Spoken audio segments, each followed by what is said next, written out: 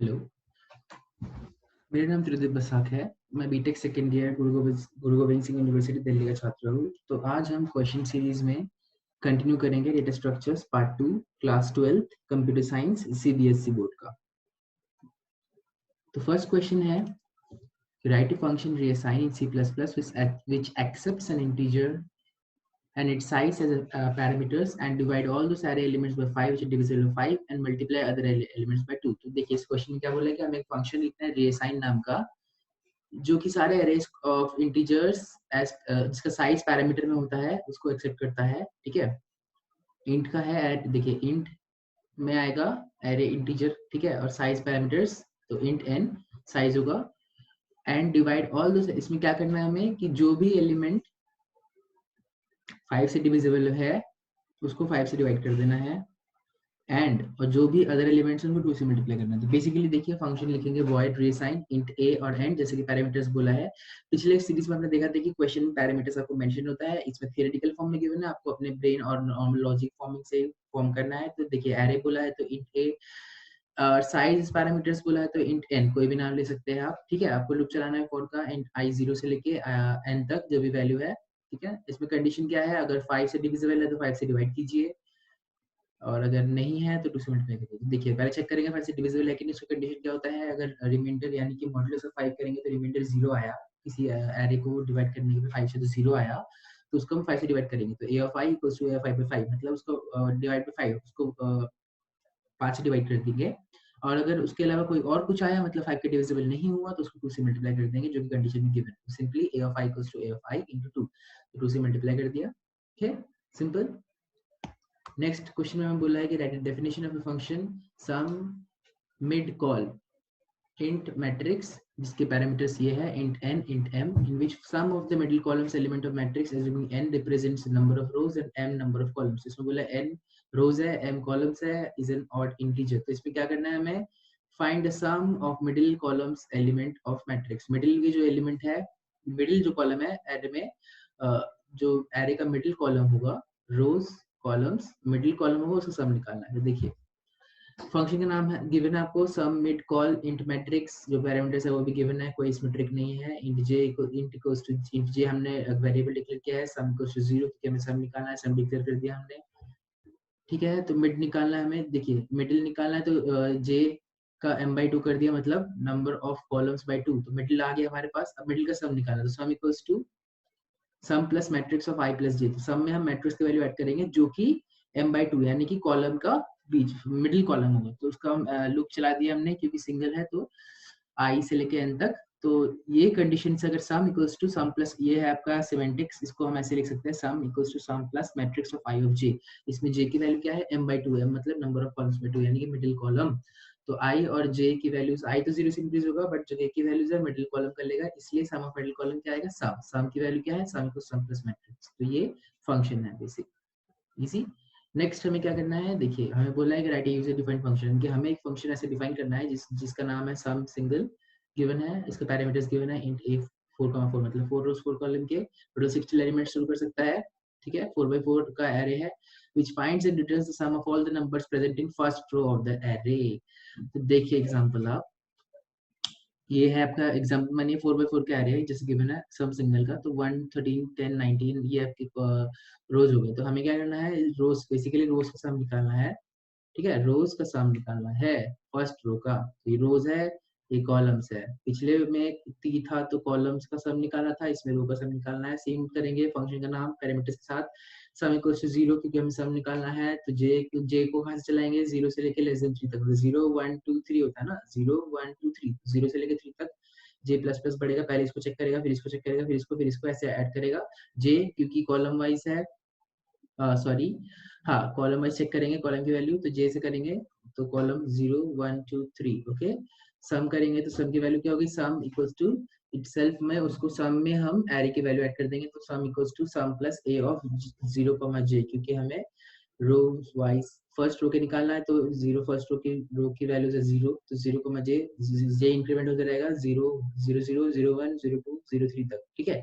ये उसके लिए लूप चलाया है और ए ऑफ जे की वैल्यूज इंक्रीमेंट होगा 0, तो एक्स्ट्रा की हमें फर्स्ट रो का निकालना है, ठीक है। तो सिमिलरली रिटर्न कर देंगे फंक्शन में सम की वैल्यू, तो सम हमें मिल जाएगा according to the question. Next question पे चलते हैं। थियोरेटिकल क्वेश्चंस है कुछ जो डेटा स्ट्रक्चर में हमें डिस्कस करने पड़ेंगे, इंपॉर्टेंट है।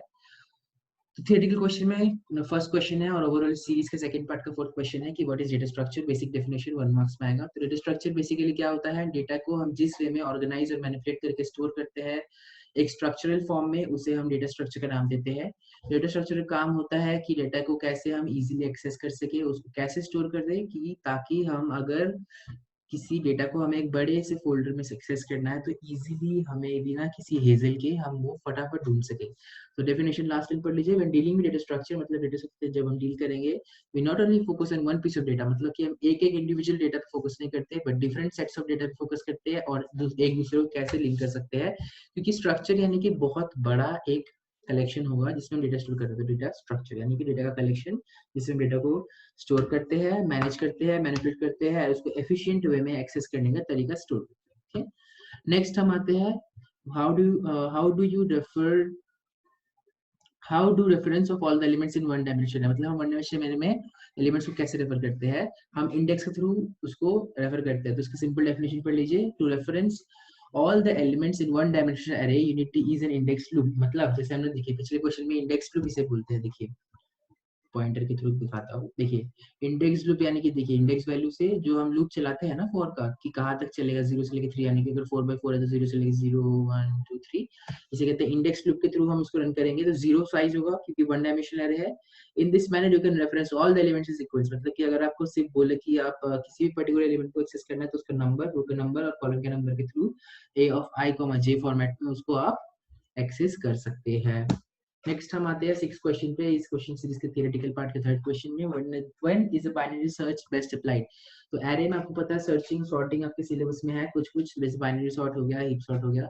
तो बाइनरी सॉर्ट यानी कि बाइनरी सर्च बेस्ट कब है, तो binary search is an algorithm that is best applied to search a list when the elements are already in order, जबकि असेंडिंग ऑर्डर या फिर डिसेंडिंग ऑर्डर में जब एलिमेंट्स को अरेंज कर चुके हो तब उस एलिमेंट्स तब उसमें बाइनरी सर्च लगाना बेस्ट रहता है। The list is search starting, तो क्योंकि हम मिडिल से स्टार्ट करते हैं, मैंने 10 एलिमेंट्स है तो हम 6th एलिमेंट से स्टार्ट करेंगे, इधर के 5 इधर के 5, ओके। लोअर हाफ और अपर हाफ पे डिवाइड करते हैं और इजीली सॉर्ट हो जाता है, जो छोटा होता है लेफ्ट में जाता रहता है, जो बड़ा होता है राइट साइड चले जाता है। ये है बाइनरी सर्च बेस्ट एप्लीकेशन, जबकि हमारे जो एरे के एलिमेंट्स हैं वो या तो इंक्रीजिंग ऑर्डर में या फिर डिक्रीजिंग ऑर्डर में सॉर्टेड हैं।